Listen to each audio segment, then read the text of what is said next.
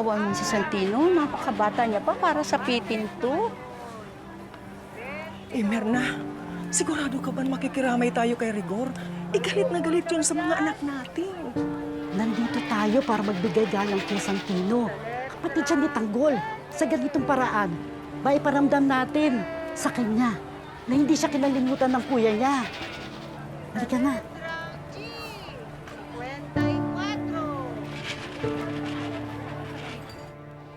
Pasensya na kayo, ha? Hindi na kayo nasikaso ni Chief. Naintindihan namin siya. Salamat.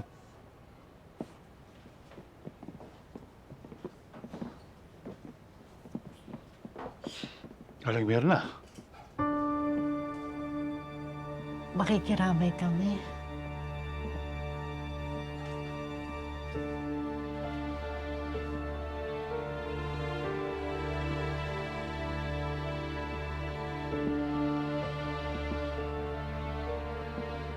Rigor, nakikiramay kami.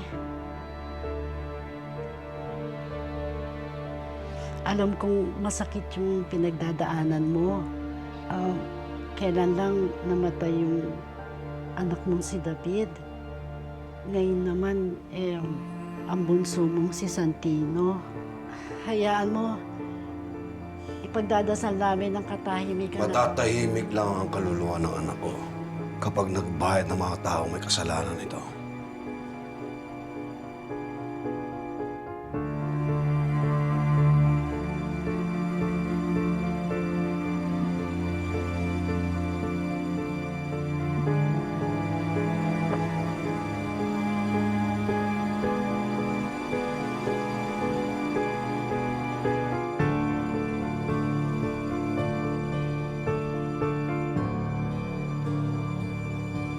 Tayo na.